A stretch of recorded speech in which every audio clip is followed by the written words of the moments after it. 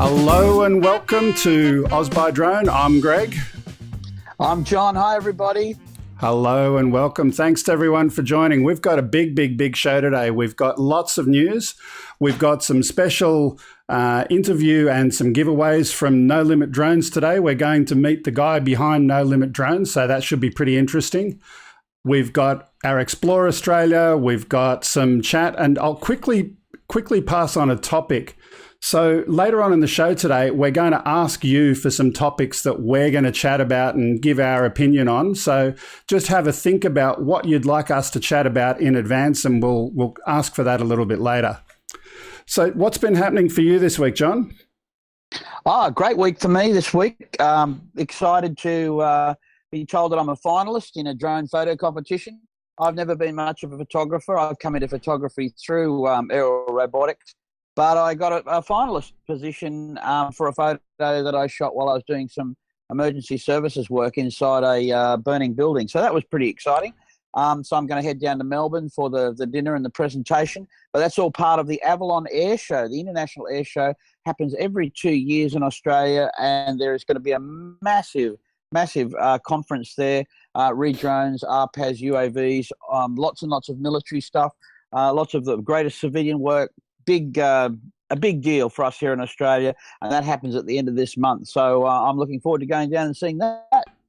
Okay, and we should also have some of the people from the Army that we had on the show last week down at the air show as well, and we're hoping to have them available for a live stream to actually come on during the Avalon Air Show, during our regular spot. Not yet confirmed, but we'll see how that goes as well. And if you're down there, maybe you can be there in person with them as well. That'd be really cool.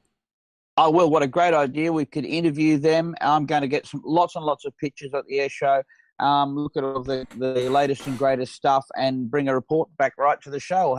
You'll hear it first here on Oz by Drone. Awesome. So let's get into it. It's time for the news. And right off the cuff today, for those that don't live in Australia in our audience, climate change is something that we're very familiar with in Australia. There's a famous poem that will be familiar to our Australian audience. It's called My Country. And this is a poem by Dorothea McKellar.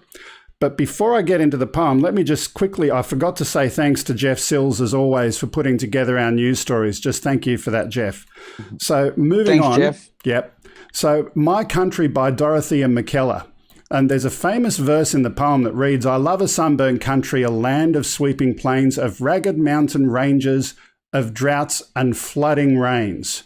I love her far horizons. I love her jewel sea, her beauty and her terror, the wide brown land for me. In some parts of Australia right now, we're in drought, but in Queensland, we're currently experiencing flooding in Australia. This footage was shot on the 3rd of February by SkyMap Enterprise Drones. I had a chat to him a couple of days ago. The areas shown include Adalia, Rosslea and Ununba. I hope I got that pronunciation correct. The pilot for the footage, he shares his deepest thoughts to everyone impacted by this disaster, especially now that the floodgates to the dams are opening and there's going to be further flooding after this particular flight was taken. Certainly. Sorry, John, go. It's amazing just how much reach you've got with a drone in terms of getting good, accurate footage. Having done a little bit of this work myself, one of the things that really frustrates you is that while it's raining, you can't fly. Depending on, of course, the machine you've got, but pretty generally, the rain spoils the footage anyway. So you're waiting for that break in the rain and get yourself in the right position. But amazing, mostly because too, while you're able to fly, like a helicopter very much, you're able to stop and get some really, really slow footage to have a look at some of the damage and just how it's going. Also, you're looking for people that might be sitting on their roofs. I think the Townsville evacuation that happened here this time was really well done. They got in very early. The military got in, and most people are on high ground here. You can see it to the rear there. where there is a mountain range, but most people were moved out. And I believe they were even having school in a remote location. So sorry about that, kids. But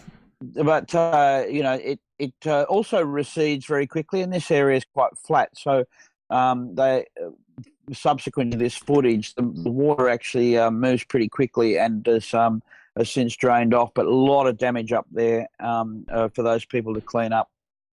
Yeah, certainly. If for those people who don't live in Australia who don't know about this event, do a search for Townsville floods. Have a look at that. There's some interesting stuff with some of the floodgates. They had to open them deliberately, and that's going to cause a fair bit of water downstream. I haven't been following the damage since that. Have you seen any news footage after the floodgates were opened, John? No, I haven't seen much after that. The water level did rise when they opened the gates very briefly, which was going to happen. Everyone expected it. Yeah. And just for the meteorologists there that might be interested, because this is just typical monsoon weather. We're right up there in the north in the tropics. Would be this all the people in the northern hemisphere looking to the south, but in our north we have a wet season, very clear wet and dry season. And the monsoon comes in, you're either getting cyclones or hurricanes, if you like, or you're getting a wet monsoon, which is without the wind, but certainly with just a phenomenal amounts of moisture, lots of rain. Yeah. Okay, moving on from that, last week we spoke about the FAA temporary flight restrictions around the Super Bowl finals. The Federal Bureau of Investigation in Atlanta said on Twitter that it had confiscated 6 drones in the run-up to the game, but it didn't provide further details.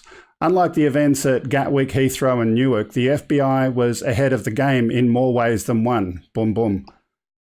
It's clear that they're using one or more drone detection systems as part of their enforcement activities, but this brings forward some discussion topics. Will the FBI be taking over investigation and enforcement jurisdiction for the FAA for all aviation matters, or only events at the Super Bowl?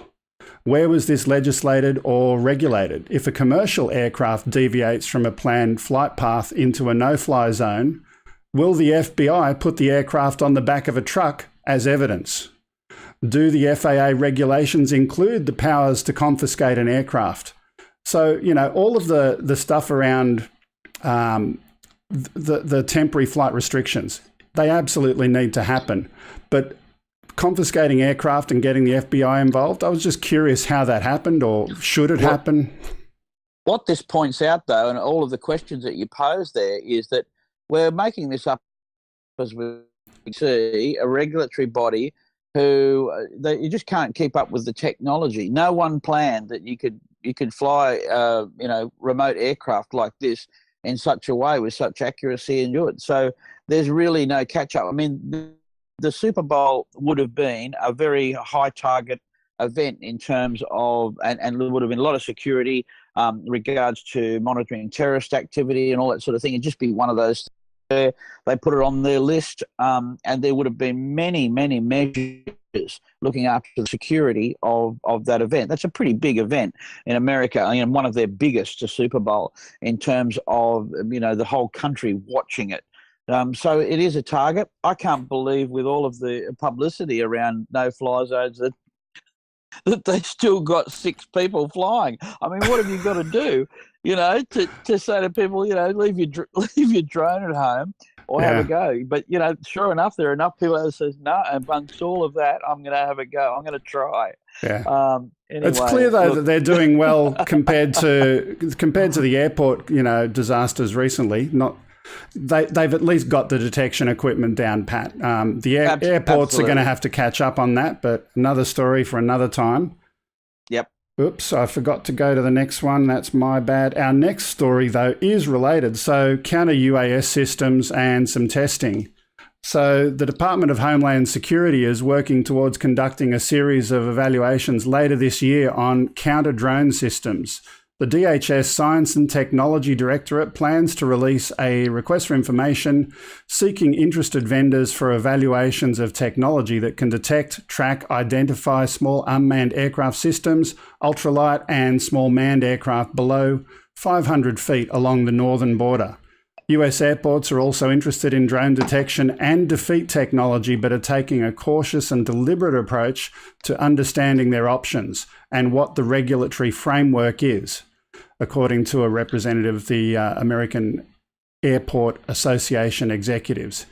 In the industry, there still isn't certainty that drones were actually in the air at both Gatwick and Newark. There's no 100% evidence that proves that that was the case. An FAA spokesman advised that the agency hasn't been able to positively identify what the pilot saw was a drone in Newark. So a lot of, confusion there, and I think the aviation industry is behind drones overall.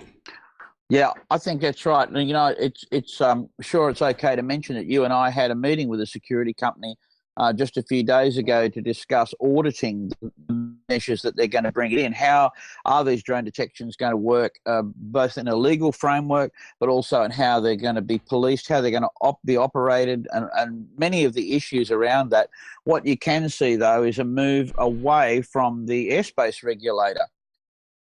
That's a big sweep for me. Announcing the Department of Homeland Security, they have much more sweeping powers than the FAA do, I imagine, in terms of what they're able to do and what they've got access to in terms of people's personal information and so forth. And so to move it out of the FAA, which I'm sure they'd love it, they'd actually love to. CASA here too would much rather see the Australian Federal Police take over people who are going to fly these things in restricted areas and police that, because their powers are much greater, and it's probably appropriate. CASA are quite happy to look after people who want to do the right thing, and the FAA is the same. Those of us that abide by the law and aren't going to use them for other sort of clandestine purposes, then we can get on with the regulator and move forward with the technology. But there has to be a regulatory body with significant punitive powers that have to take over the stuff that's going to be nasty, if I can put it that way. I think, as per my earlier comments where the FBI has been confiscating drones, it doesn't have to be CASA or the FAA that does it, but there needs to be clarity and certainty about who does it, where and why and when. That's, I think, the main thing for me at the moment. Yep, sure. And look, an easy one for all of us here, you don't do the wrong thing, you haven't got anything to worry about. That's the truth here. And we are trying to separate. I mean, I think it's a great thing that we do actually move forward to a regulation base that actually does work in terms of people who want to do the wrong thing. Let's get that out of the system so that we can all enjoy more freedom, those that want us to do the right thing. We don't want councils banning us from flying in their parks or flying us in public spaces. When in the future, it should be open to us to fly safely in all over the place. We should have, except for those few areas that are around airports and around sensitive areas where you shouldn't fly. Most people do the right thing, and it should work.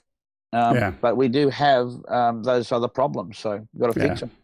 So moving on from that, our next story in Australia, the Super Bowl that we mentioned before, it's not an event that stops the nation in Australia. Obviously it does in the US, but the drone show, the light show, was definitely unique. Intel isn't disclosing its secret source behind the floating lanterns forming the words one and love, but it did reveal that it used 150 enhanced Intel Shooting Star drones to pull it off.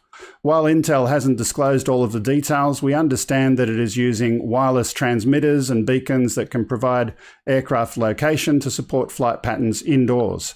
But I have a different question. What was the risk mitigation strategies that they employed to allow approval for this quantity of drones flying relatively close to civilians on such a big stage? John mentioned earlier that we were having a discussion with some security-related people, and this topic actually came up. Were the lanterns used for more than light? Is it possible that they also had some lighter-than-air helium or other similar technology to provide additional lift that would allow a slow descent in the event of a mechanical failure? That, I think, I don't know if they did it or not, but it's a cool idea nonetheless. It's a very cool idea in the sense if the whole ship became lighter than air, You're just using the quadcopter to direct it, of course. But then you don't have the problem in terms of it falling on having an engine failure. Another thing would have been the weight of the aircraft, whether there was a net underneath where it was. When you've got that kind of budget and resource, you certainly got people looking after the risk management that got it through. You can definitely, again, it points out, and I've often talked about the weight being the biggest risk mitigator in terms of working with people, working around people and UAVs, because once you get the weight down, the risk to injury reduces significantly. And of course, in this country, once you get to 100 grams or under, you can fly anywhere except an airport. You can fly over the top of people. You can fly around people. There are no restrictions for an under 100 gram. So back to your point, lighter than air, if there was any kind of helium that would reduce the weight of the aircraft to 100 grams, in this country, you could do what you like, which is really interesting. We're going to try it. We're going to put, obviously, first thing we're going to do is get a small quad and just put a balloon with air and attach it with the prop guards and just shut the motors down and just see how fast it falls. If you don't need helium, if you could just use a lantern and use the air resistance of the aircraft falling was enough, then so be it. Forget the helium. Just use it like a parachute, if you will, to let the aircraft fall. Because, wow, that would open up enormous possibilities in terms of a design philosophy for a quad wanted to film just like this over a stadium, over people, over a sports game. You know, there's some. It's a great idea. It really is. It's a great idea. Drone Shots is just saying on the screen, blimp drone. I think that is a cool idea. Look, we've got a couple. Exactly what we're talking about. Yeah, we got a couple more quick stories, and then we're going to have Cold Flake. So for those people who are waiting around for Cold Flake, don't worry, we're coming very, very soon. Our next story now, as we go on, is Big Brother and surveillance. Azure drones specialise in surveillance UAVs. They've received approval from the European Directorate General for Civil Aviation for a fully automated drone. The Sky E-Tech system is fully automated with no pilot. The drone will take off from a docking station without the requirement for a remote pilot. Ski Tech drones are now authorised to fly over private areas beyond visual line of sight, day or night, in urban areas under simple supervision of a remote operator. The system will be directly operated by a security guard who is not required to have an aviation licence or certification. The drone is going to be used to patrol the area or to provide valuable aerial insights in case of an alarm.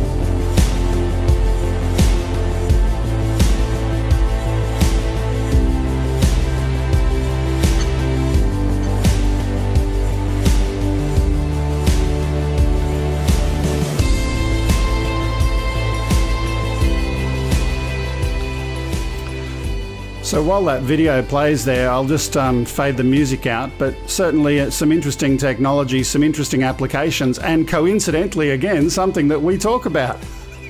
Yeah, exactly. That is right on. There's another company in the States doing this too called Aerobotics, a very similar launching platform. It's got a robotic arm inside that changes the battery, so you can land and quickly change the battery. Of course, there are tethered units also that that operate like this. Now, the big deal here is, and look, everyone watching this show knows that this tech is not really that complicated, you know, and we could probably all put our heads together and piece it together. We had the right money. The big deal about this news story is the approval itself. Absolutely. Right? Actually getting the regulatory pass. Notice that's an X8, and here I come back to my 12 months ago, that the X8 like that, or an X4 if you like, with 8 rotors, provides an absolutely almost bulletproof level of redundancy in terms of engine failure. It really is a good system. So if you're a builder out there, you know, and you're thinking about it, this is another feather in the cap for the X8 quadcopter, if you like. They call it a quad, but it's actually eight motors. And we can see that, you know, the approvals come to it purely because of its ability to handle multiple engine failures. Yeah. That's great. The bit that I like, just on the end of this video, I was watching it before, I like the simplicity of how they're docking.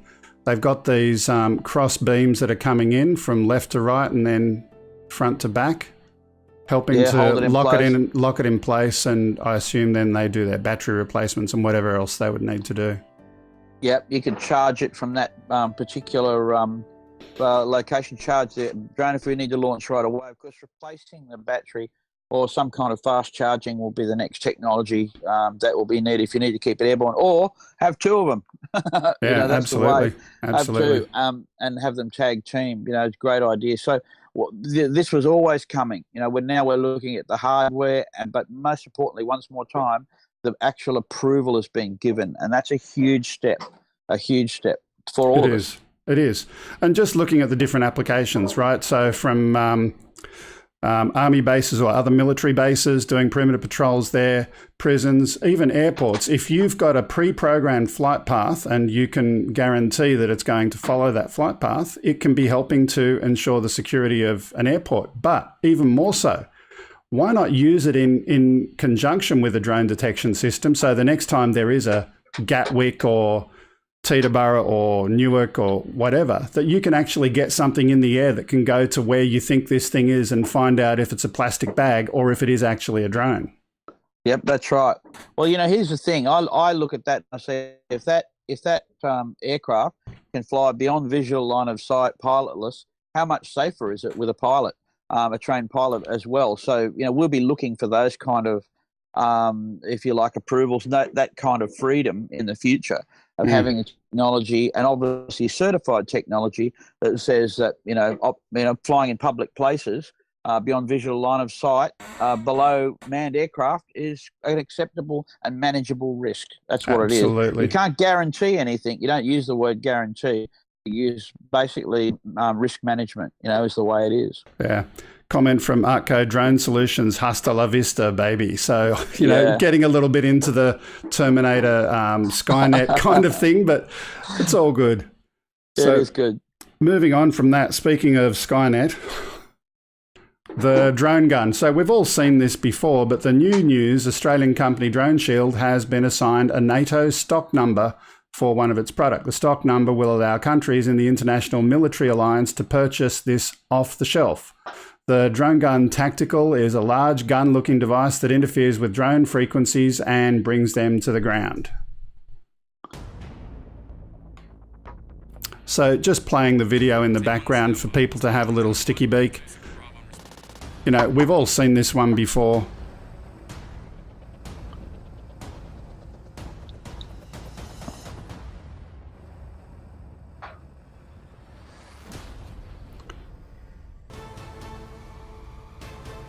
Osbud, sorry, Fly Natural, thanks for your comment in the chat. My hair looks wonderful. Anyway, I wish I had enough hair to actually take that on board. But looking at this over here, let me just move that comment out of the way. Oh, dear.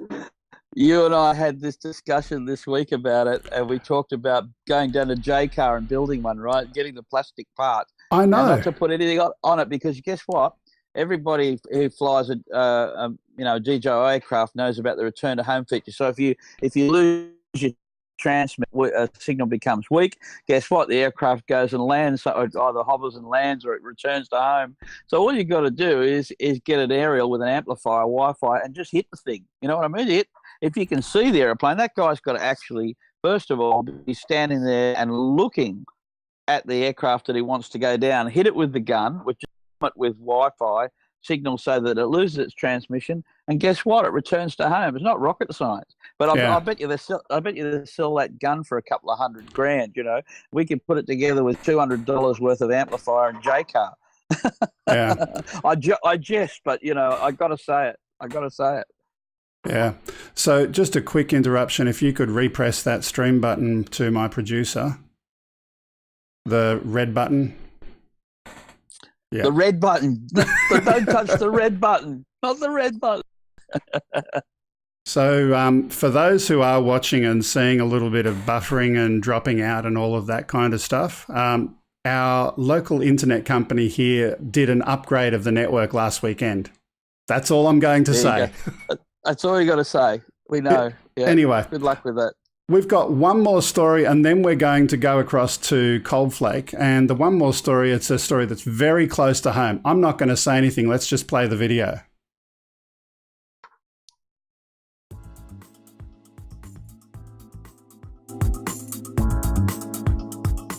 We're excited that drones can play a unique part in supporting the Clean Up Australia campaign. The current technology allows us to capture high-resolution images, tag those images for geolocation and get an accurate position recorded. In addition, we're able to monitor the environment without leaving any kind of physical footprint.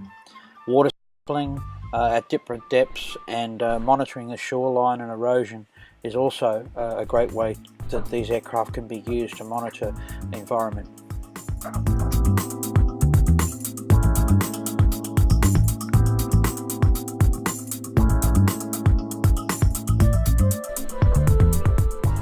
Here we see the cockpit view of the aircraft. This is the camera feed going back to the pilot, showing various aircraft telemetry, height, fuel state and so forth.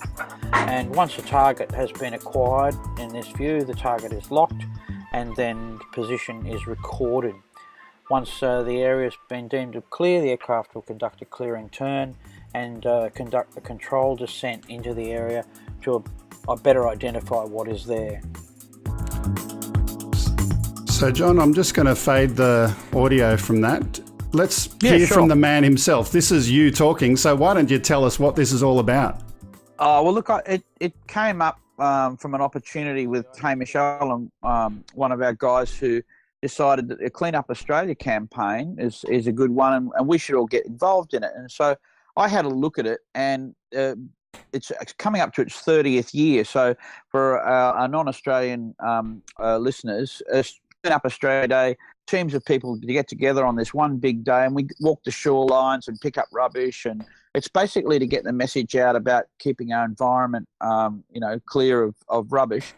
And I thought, well, this is something that we can do. Here you can see I'm coming into a relatively remote area of bushland where there's something under a tarp that even looks quite suspicious at the time. So the amount of area that you can cover, and this is we're using a Mavic 2 here, where you see something in the bush, either is rubbish or in this case it was a suspicious item, which you report to the police. But the whole idea of getting teams, if you like, everybody with a drone to get involved in searching for illegal dumping and rubbish. So we're going to look the first year's coming up now, but next year we're going to look at getting approval so that we can fly in the national parks, we can go and we can organise it with CASA and National Parks and Wildlife, that we can really cover a massive area. And perhaps in the future, in the years to come, we might have thousands of people all over Australia using their drones as part of Clean Up Australia Day and locating rubbish in more remote areas and stuff. So yeah, it grew from an idea of Hamish's into us contacting them, and this is a little demo video, a promo video that I wanted to show them, just to sort of get them in the frame of mind that we're able to. One person with a drone can literally do hundreds of hectares in a day, and looking along fire trails and so forth and shoreline that just. Unless you've got even if you had a canoe here, you can do the shoreline, but you certainly can't see down these side alleys of the estuaries and so forth. So it's got enormous potential of hooking it up. Of course, we know, and everyone listening to this show knows about drones in the environment and how much good work they can do. So we're just connecting the dots, as it were, if you like, on Clean Up Australia Day. Really, really good stuff. So that's all the news today. And now we've got our guest coming in to join us. Welcome, Coldflake. Thank you very much for having me. So just a quick introduction. Coldflake is one of the team members of what is known as the OGs, the original gangsters, people who are doing some of the behind the scenes reverse engineering of DJI aircraft. So how did it all start for you? What was the motivation for getting involved in this? Well, basically, I think it was like for everybody else, being annoyed with the limitations. And then I first thought it was just an easy peasy task to do it. And it turned out to be a little more difficult. And at some point, I met Hostel, aka Kevin, in a forum. And we actually started out trash talking each other for some strange reason. You started out what, sorry? Trash talking each Trash other. talking each other, okay. Yeah, exactly. And then I told him just to call me on Skype, and we could brawl it out there. And actually, he did. And then we found out that we could actually have a very good cooperation, and we figured out to set the parameters, like altitude limit, and remove the no-fly zone, which was also a parameter in the older firmwares. And that was basically what kind of, started it out for my part at least. And then going along a little bit, I realized that if we would like to keep our community alive, and especially when the new generation of drones comes out, we would need to have something to back it up more than, people just coming together randomly. Because in the first, if you look at it, you have like the old run, which was the first generation of, since Phantom 4 and so forth. And now we have Mavic 2, which is a new generation of drones and firmwares.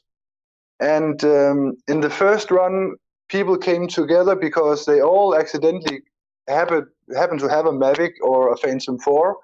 And then we did some stuff together. But then you could not expect everybody just to buy a Mavic 2. And that was the reason that I founded No Limit Drones in the beginning. That was to gather some cash, basically, so we could buy drones when the new generation came out. And at this moment, we have, I think, it's 11 drones we have sent out to the OGs. So, so that is kind of... That's really cool. Speaking of finances and stuff, the bounty program, so DJI, everyone's heard of the DJI bounty program and certainly the big controversy of the past with that. Tell me about your program. Yeah, definitely. Well, our bounty program is, it's basically, as a, if you find a mod and stuff, you can get your reward. But instead of getting it from DJI, you can get it from the community, from the users who then have chipped into the bounty, which in terms of smaller donations. So you can say you will get a little bit less dollars, but you will keep your street credit intact, basically, And that is always important in these communities, who, I mean, you don't want to give info to somebody who just sells it out for, like the DJI was trying to do in the beginning. I think, wasn't it $30,000 they had as their main bounty? And then you had to sign a contract where you basically sold your soul and everything else and your mom, and nobody could sign such a contract, and it would pretty much shut down the community if those who were offered it had signed it. So that is also one of the motivations, because, if people spend a lot of their time, they also want to have a little bit of kickback in terms of, a little bit money for what they're doing. In the long term, do you see you competing your bounty program against the DJI one if it's successful? No, not in any way. No, we're not competing with DJI, and what DJI is doing is just by all means fine. The thing is that I think it's fair to say that it is the OGs that moves this forward, and to my knowledge, there is none of in the OG group who would go and take a bounty from DJI. So it's not like it's a competing bounty. It's just like an add-on for those who is actually keeping on fighting in the community, so to speak. So they don't have to take the DJI bounty. Okay, so at the moment, let's talk about what's currently in the No Limit Drones website and the app, and what's there currently that you can do today. You mentioned some of the limits. Just give me a quick catalogue.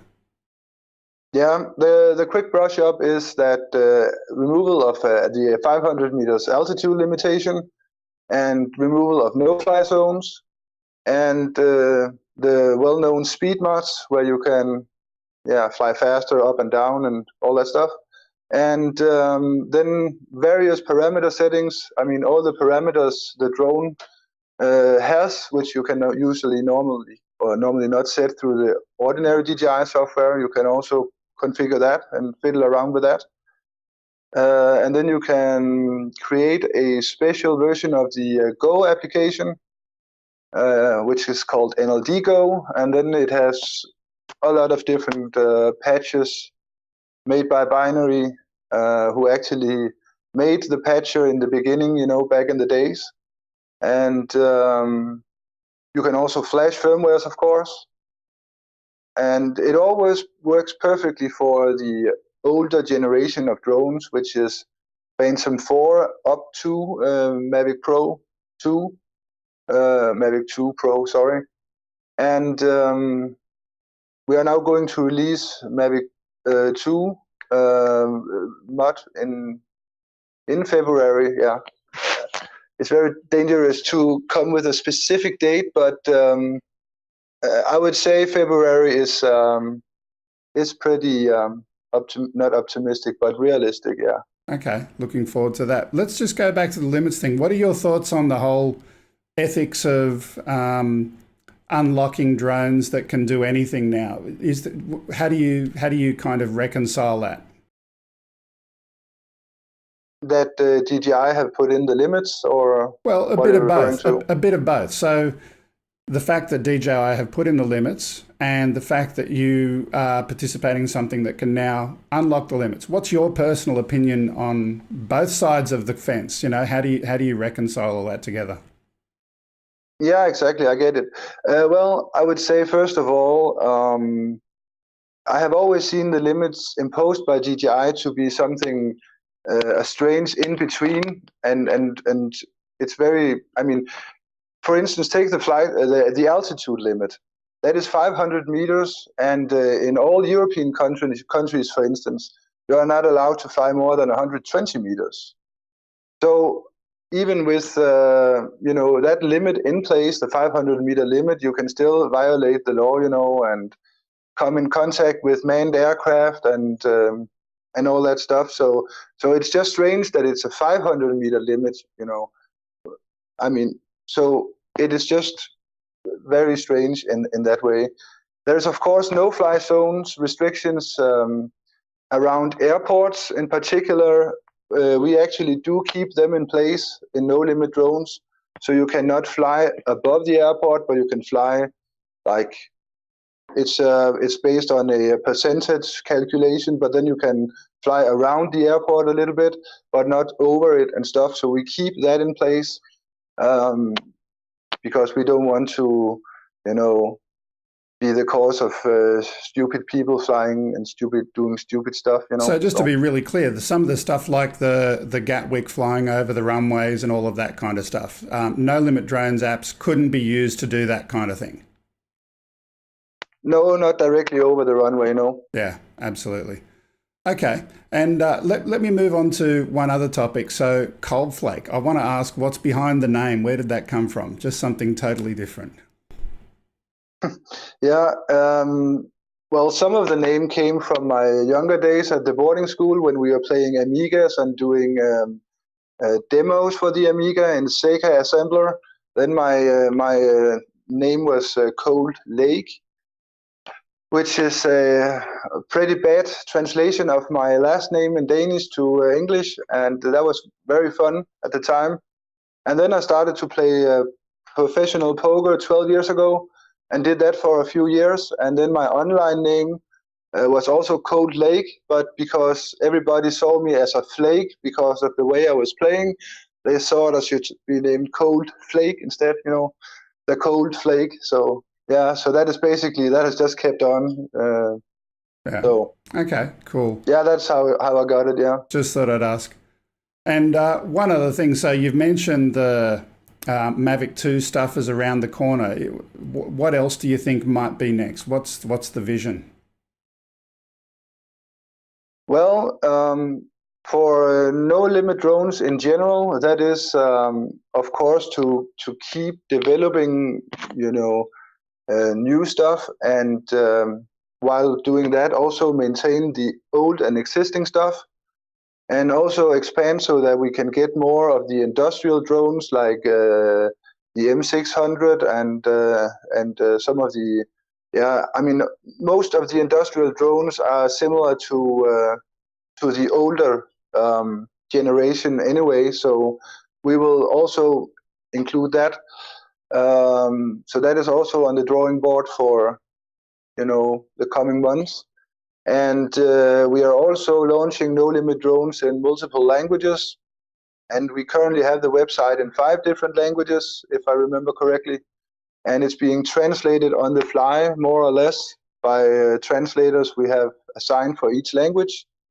And moving forward, the app will also be in Chinese, for instance, or Italian or whatever.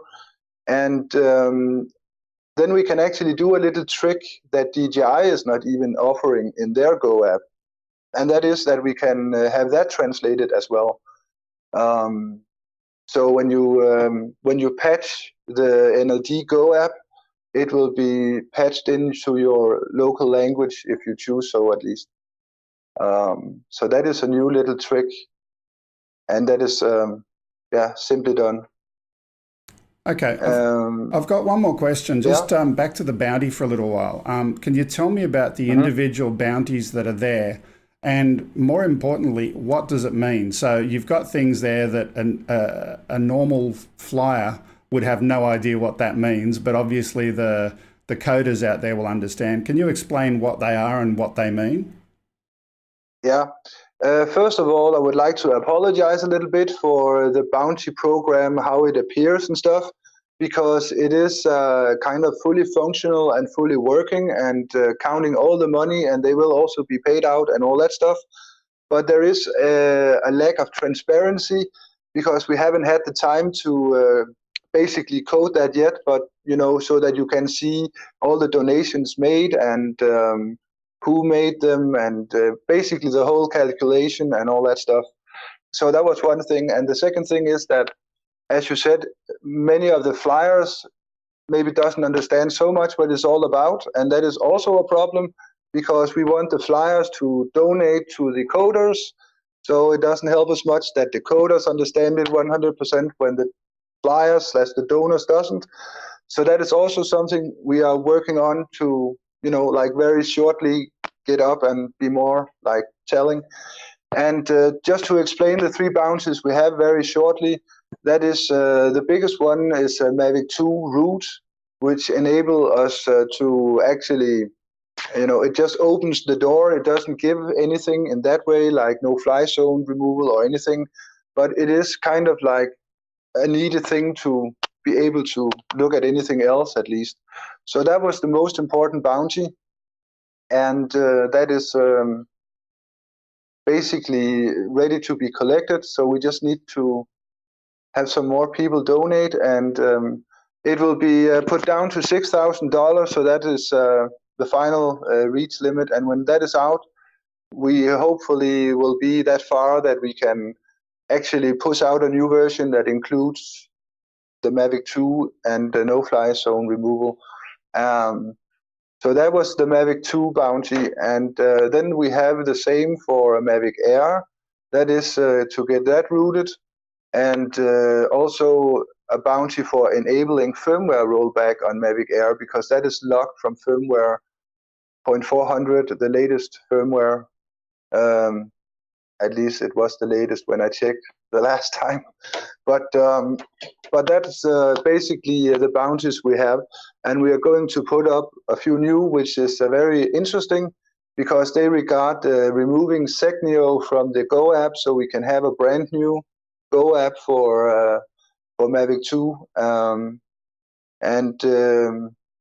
People says it can be done, so we will see if it can be done by putting up the bounty, and hopefully somebody will chip in. And I can say that we have been contacted by people who says they can deliver on it. So yeah, I'm curious. I don't know, like I'm an iOS guy myself, but in theory, the decryption process for iOS, you go and do some stuff and you read some memory after the actual operating system has already done the decryption. Is that the same kind of principle of what we think is going to happen in the Segnio space? I would say so, yeah. I would assume so. I mean, from what I have been reading myself, then it is a matter of something that has encapsulated the real app and files, and then they are kind of just extracted on the fly when they are needed. And when they are in memory extracted,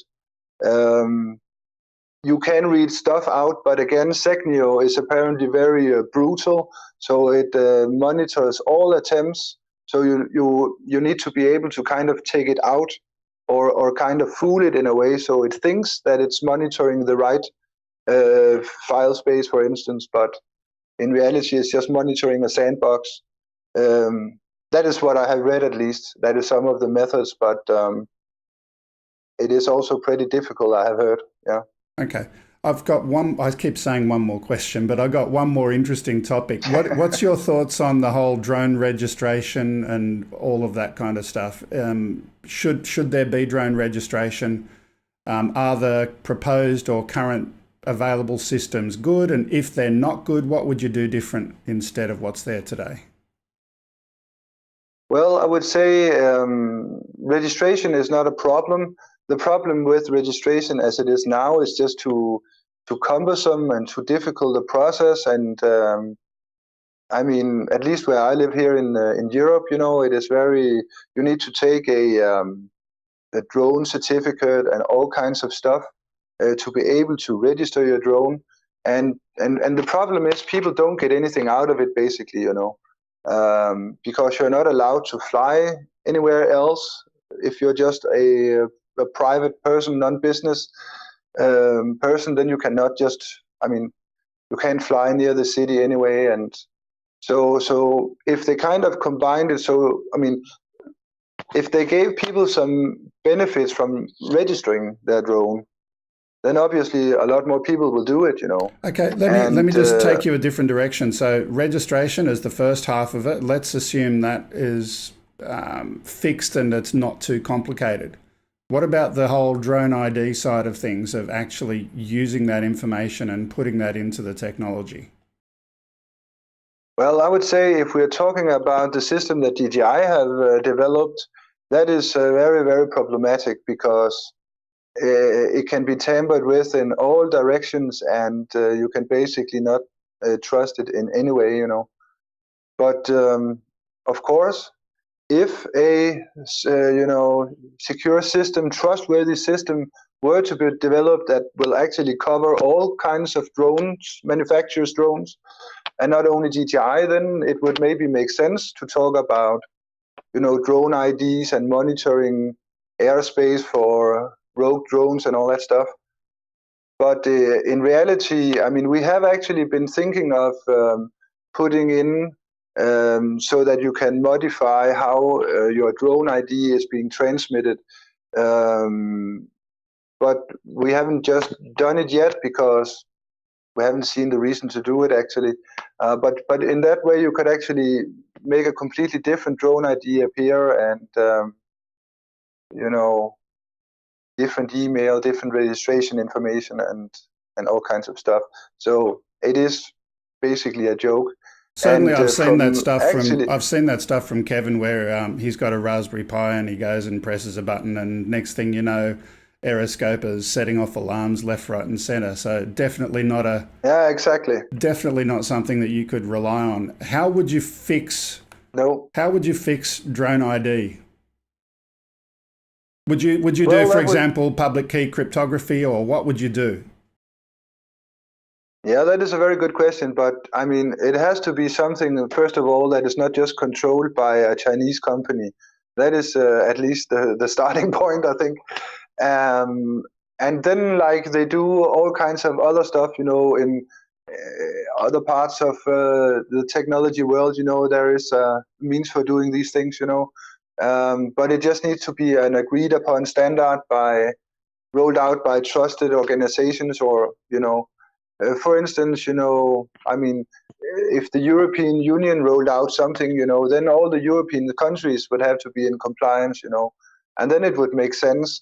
And if they actually went you know, out of their way in a way to do it, they would also require that drone manufacturers that sells drones inside the European Union would be required to implement such a blah blah X certain kind of chip that can do, make sure that drone ID can be used in a tamper-proof way and reliable way, basically. So I think the idea that DJI is doing is the idea is good enough, but it is just a ridiculous attempt, and it's just more like a marketing stunt, I think, because I cannot believe that they sincerely believe that it would not be hacked like a Swiss cheese within a few minutes. I think it's amusing. I think it's amusing they didn't learn from ADSB. I mean, it's a protocol that similarly you can send that out if you were a bad guy, and they're copying the mistakes of an existing system. Yeah, exactly. Basically, completely. Yeah, I completely agree. And just a little bit. I don't know if it's true, but they say, you know, the incident about over Gatwick Airport, nobody ever actually saw a drone flying over Gatwick, and they never apprehended anybody. You know, there was 2 people, arrested but got released. So the rumor, what I have heard in the scene at least, is that it might have been somebody who has been tampering with DJI Aeroscope, you know, to make a little prank. I don't know if that is true, but it could be if you... Yeah, that's an interesting question, because I had certainly heard from some other people that there was no digital forensic evidence that could confirm the presence of a drone. That's what I had heard. But I guess... Exactly. Well, if you think you had seen something on Aeroscope, I would hope they would share that evidence that there was something there.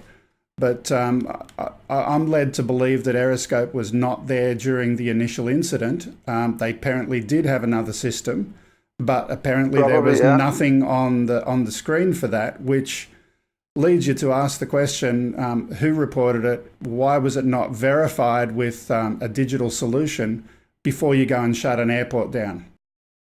I agree completely, because, that is not cheap to shut down an airport. So it should be it's quite a decision. So I agree completely. Yeah, very strange. Anyway, look, thank you very much for your time today. It was great having a chat to you.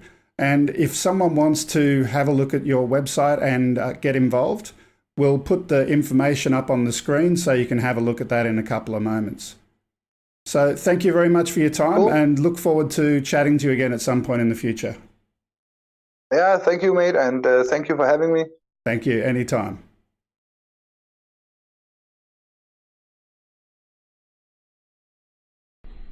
So there we have it. That was No Limit Drones, and we've got the website on the screen right now, nolimitdrones.com. Please do definitely check that out. Now, we're going to do a giveaway in a couple of moments, but I'll leave that website on the screen just for a little bit longer. I do encourage people to go there and have a look at the bounty page. So some of those bounties, they're going to help you to get other features on your drone that you aren't able to do with the standard stock DJI application. So definitely go and check it out. Yep. I must say I had a a couple of my aircraft where I used no limit drones just to explore some of the flight parameters, which was fun. Being able to change the body angles and speed and so forth, particularly spice up sport mode, which is really fun. I wasn't necessarily interested in the other stuff, but being able to have more control over the aerodynamic limits of the aircraft was really cool. Yeah. And just one more thing to restate what we said before, the limits of the aircraft, even no-fly zone removal, doesn't let you fly over the top of a runway. So No. Cold Flake and the OGs have put some thought into that. They want you to be a little bit more freer with your drone, but they don't want people doing stupid things. So please respect that. Fair enough. So last one for the day. I did have our regular Explore Australia and also FPV Corner, but I want to skip that for today, and I'm going to push those out to next week. Before we do anything else, we're going to talk about the giveaway. So Cold Flake has generously agreed to provide us with 5 licenses for No Limit drones. And Cool. to help to enter the competition, we're going to announce the winners next week. All you have to do this week is to go to our first 5 interviews on our first 5 episodes, where you can find an interview with someone else. Go and have a look for the interview and tell me the first words, the first 5 words, let's say, out of the guest's mouth in episode 1, 2, 3, 4, and 5. Put that in a comment for this video. So I'm encouraging you to go and have a look at our little back catalogue. First 5 interviews, the first 5 guests, whoever they may be, not John, someone else, find out what were the first 5 words. And the first 5 people will get the first 5 licenses that we're going to give away from Cold Flake. I don't know how you come up with this stuff. I don't. Yeah, well, That's I good. thought, Hey, you may as well like the videos while you're there. That'll help. look, like our videos, go back and have a look at the back catalogue, hit the like button. Certainly, it'd be nice to get our watch time up a little bit. Once we hit a certain number, we can turn on the super chats and all of the other monetization stuff. We can't do that yet because we're still too little. But to be really, really blunt with you, that's why I wanted you to go back and watch the old back catalogue. There you go. Anyway, so just again, we will skip Explore Australia today and FPV Corner. And what I will do, though, is go into a viewer video. So this is a video that was sent in by Matt North. He's been a guest on the show before. And this one, if I press the right button and actually put the title in instead of that again, let me do it one more time just for luck. There we go. So this is from Blanchetown, South Australia, and he was doing a little bit of touring around, and this is some footage he shot while he was out and about. Let's put that on the screen.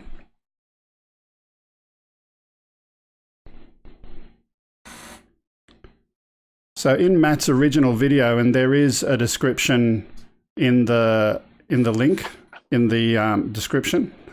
There's a description in the link. There's a link in the description. That's better. Please do go to his channel. I've dropped the audio there just to make sure I don't get any copyright strikes or anything nasty.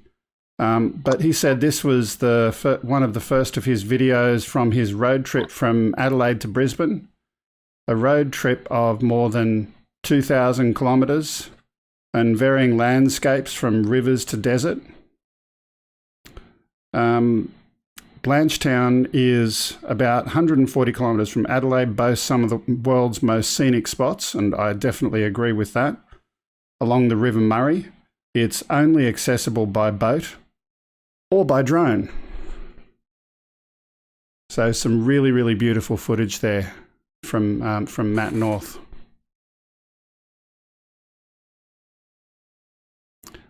I'd definitely encourage you to check out Matt's channel. Link is in the description. I was going to play some music in the background that I know I've got copyright rights to. I forgot to press the go button. Let me do that now. There we go, except it's a little bit loud. There we go. Nice, on the river.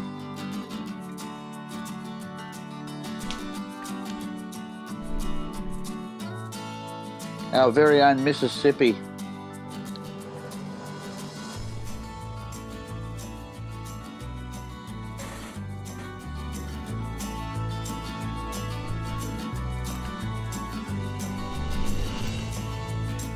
Should have pressed the music button earlier.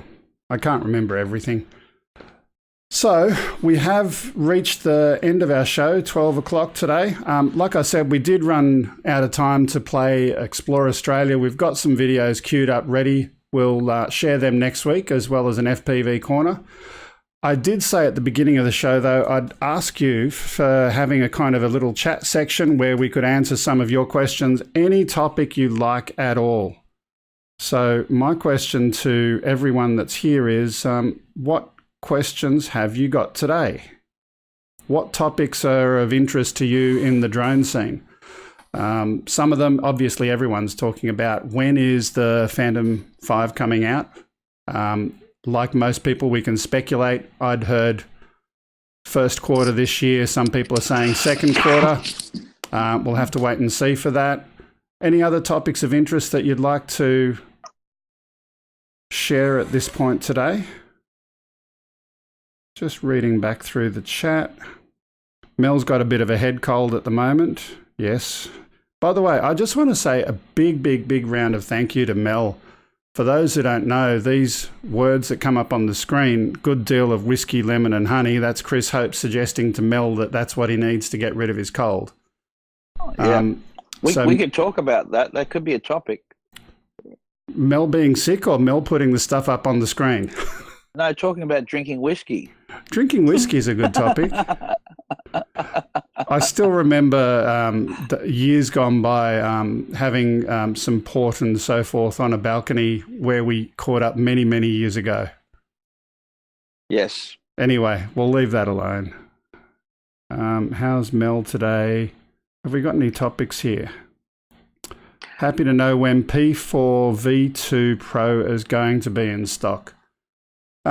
Look, I can only speculate that one of two things. Either they're deliberately keeping their stocks low so that they can get their P5 stuff on the shelf, or is there a production line problem? Don't know the answer to that. We've just got to wait and see until either it comes back or we get the P5. I think that they're going to let everything run out now until the new aircraft come in, and we're going to see a shift to OcuSync 2.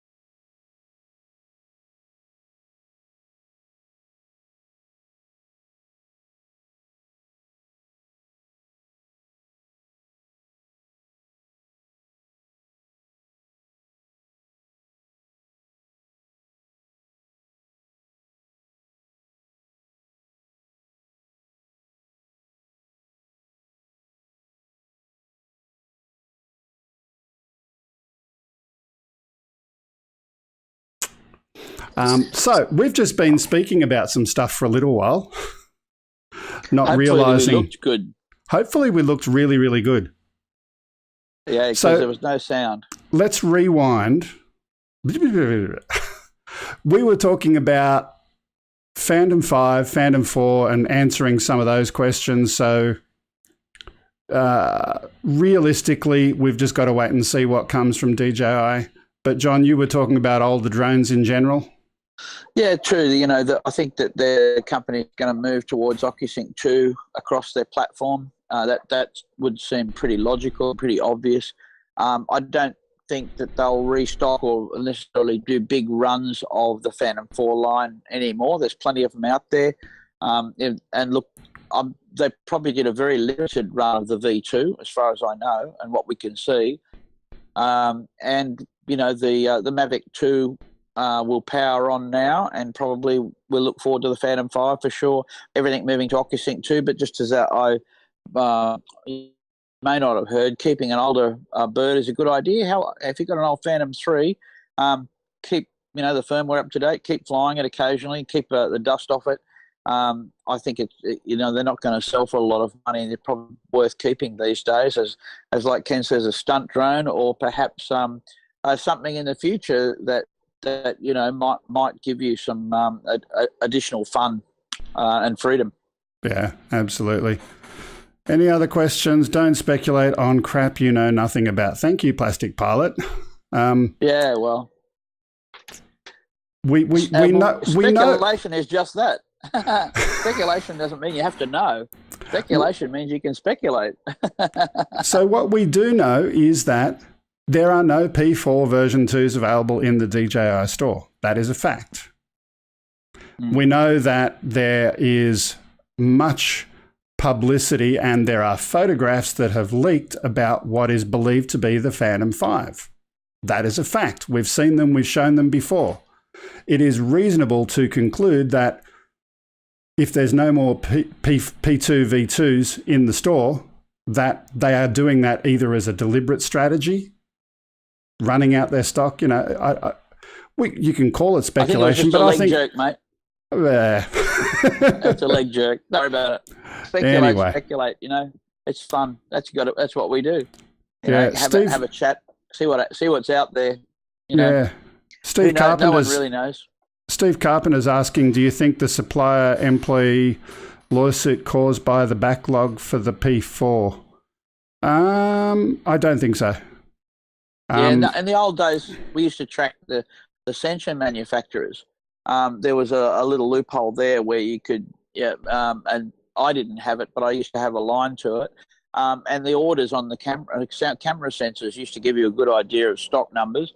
Most of the time when you order a camera or a sensor lens, that means if it's built for the aircraft, that's how many aircraft you're building. And that was the leak that we had for that kind of tech. So, when a new one came out, when the P4 came out, we could see the camera coming well and truly in advance of and the numbers that it was being made by. So, again, you're just guessing. You don't know what it's going to be in anyway in the end. So speculation. Doesn't hurt. By the way, something I won't speculate on. So Plastic Pilot made a comment, DJI needs to refund all buyers of Lightbridge version 1. It was a failed and fraudulent product.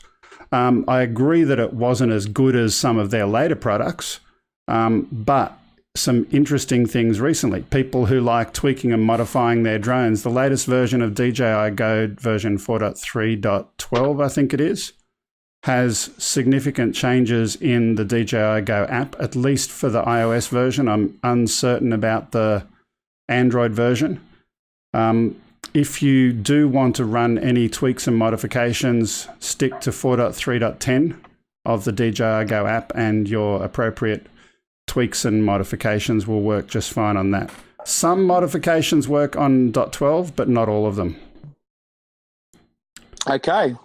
I have a comment from Drone Shots on the screen. Anyone else? So Drone Shots, we missed what John said. I don't know how old that was. Is that the one?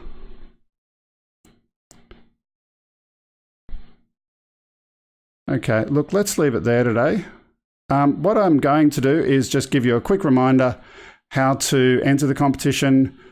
After this show is over, you need to comment on this video and you need to put in the first 5 words from the first 5 people we interviewed. And the first 5 people to do that will win the first 5 licenses for No Limit drones. You can't put in a comment until we shut down the stream today, so make sure you get to that.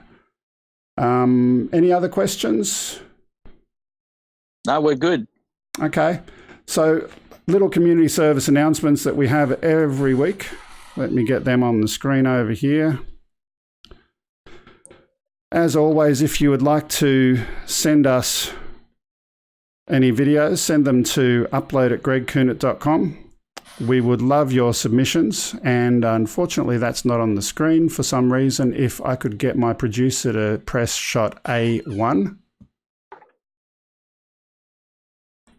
There we go. So that's our viewer video section. Then we go to social. If you want to follow us on social media, that would be awesome as well.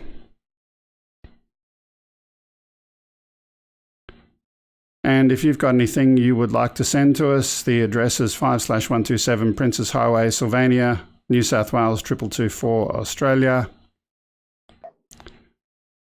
And a reminder about Drone Camp. So that's what you need to know about that one. Go to dronecamp.info. This is for people particularly in Australia. Do check that out. So John, that's all we've got time for.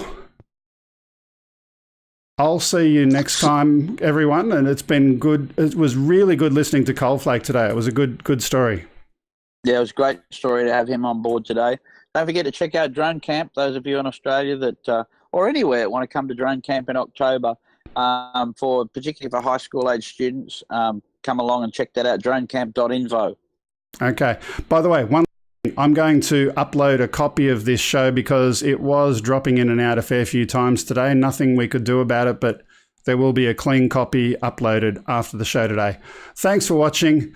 Thanks for subscribing. Thanks for being part of our community. And I'm not on the screen, but that's okay. I'm here somewhere in spirit. There I am. I knew I was there. I'm just saying this. By the way, I said it was the last thing I was going to say.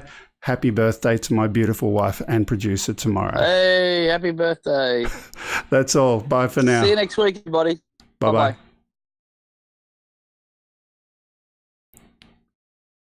And press that button.